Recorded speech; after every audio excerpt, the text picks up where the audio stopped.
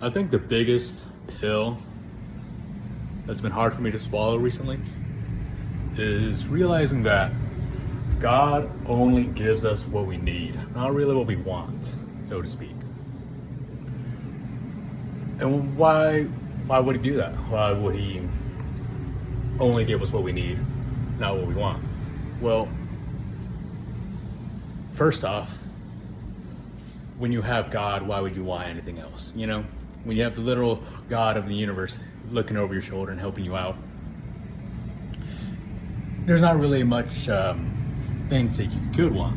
Of course, you know, having a house, having cars, having nice stuff, a wife, kids, all of those things are great at the end of the day.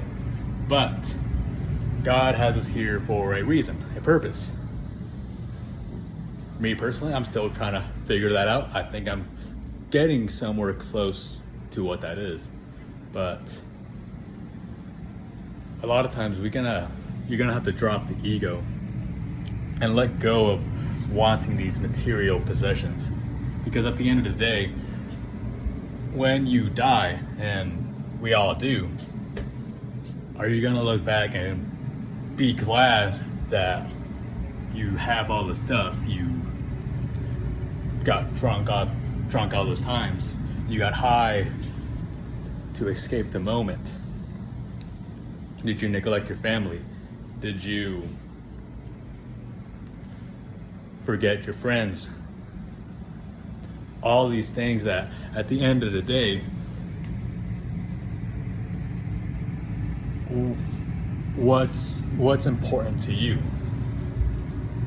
you know? And when you're doing what God has called you here to do, hold on, I gotta turn on the light. When you're doing what God has called you to do, which as a man, I'm not sure how it is for a woman, but when we're taking orders for someone, we're kind of like a collective unit. That's why so many guys kind of vibe with the military. You know, some guys just can't function without orders. They need somebody to tell them what to do. They need some direction in their life. And really, when you think about it, if you're taking orders from our literal God, then you can't be led astray. It'll be hard at times. It might be trying, might be difficult. Will be difficult, actually. It's always fucking difficult. But it's always rewarding, because anything worth having in life is never easy to get. And if it was easy to get, you gotta ask yourself, is it really worth having? So, why am I bringing this up? Well, I went on a 5-mile run earlier, and a lot of these thoughts came through my mind as I was going through it. You know, to give you some background on me, I did cross country and track in high school. I was really good at it, and I fucked off and did absolutely jack shit during college and past 3 years, 2.5 years. It's only been recently that I'm looking back on it and realizing that, okay, I didn't need it at the time. I didn't need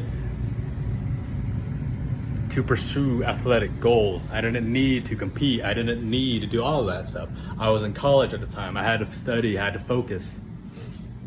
You know, personally, like, I'm not the smartest guy in the room, but I'm curious and I work my ass off. I think those two traits are what really set me apart from a lot of people. And am I still struggling to this day? Of course, but I've now come to the realization that there's no point in me being afraid. There's no point in me worrying, having anxiety about the future, because tying back to what I was talking about earlier, when you have our God literally giving you directions on where to go, then nothing really seems impossible.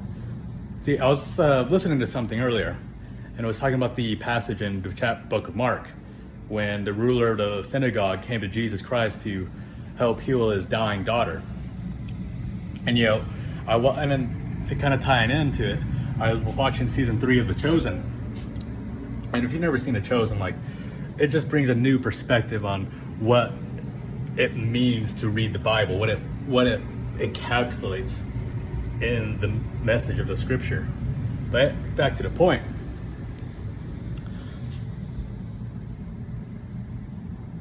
By having faith in God, anything is possible, because as the ruler of the synagogue, I forgot his name, but started with the J, I remember that.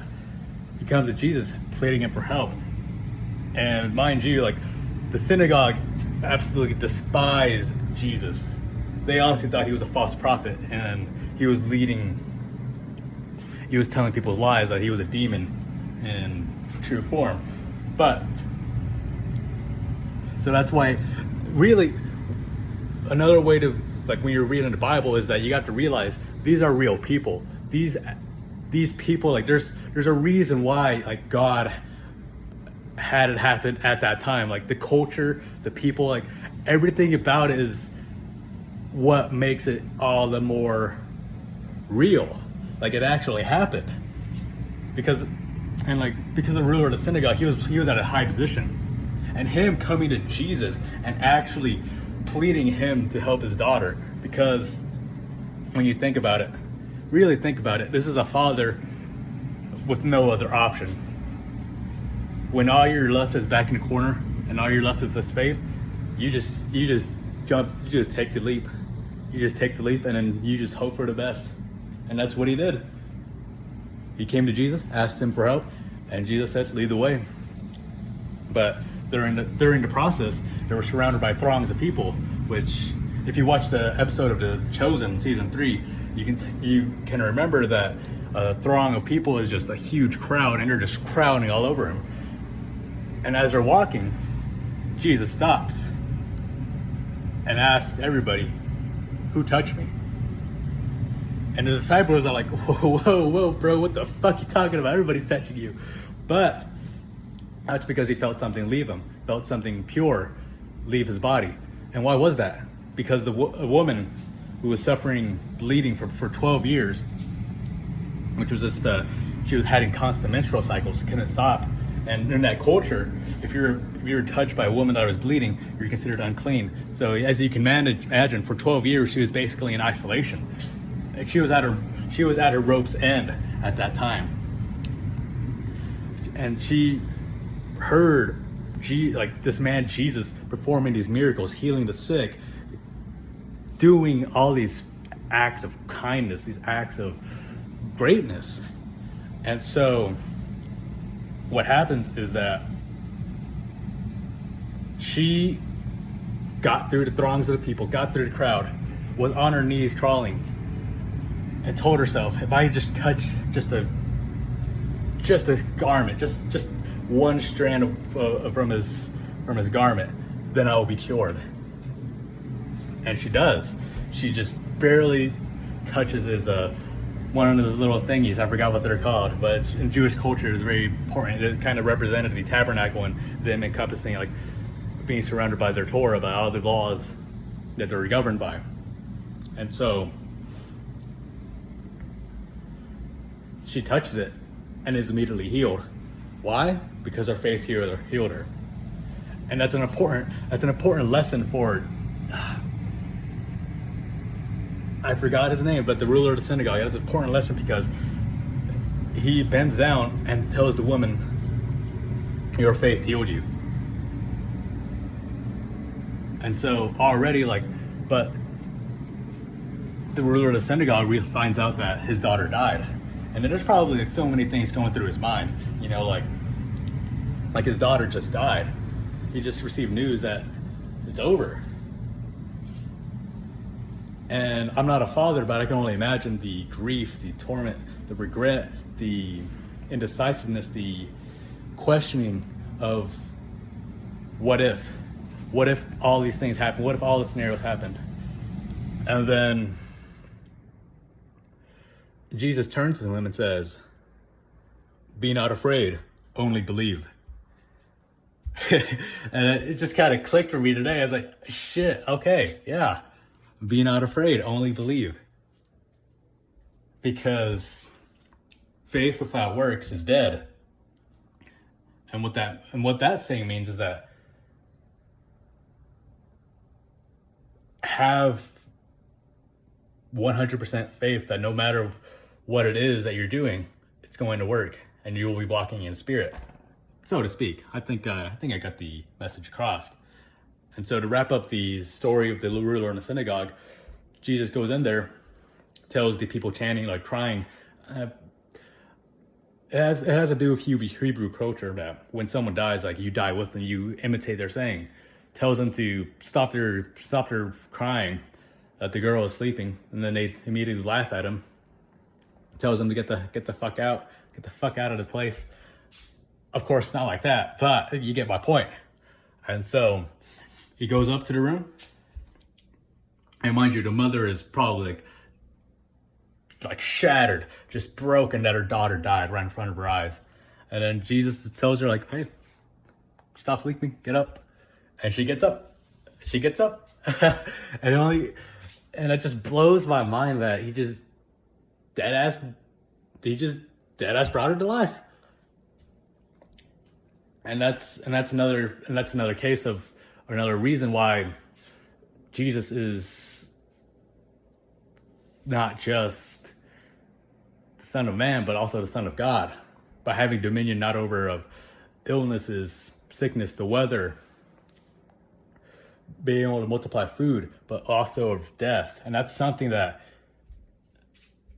nobody could really grasp. I don't think anybody nowadays can truly grasp the significance of just bringing someone back from the dead. And so I want to end off today by just telling you one thing, that when you're in doubt that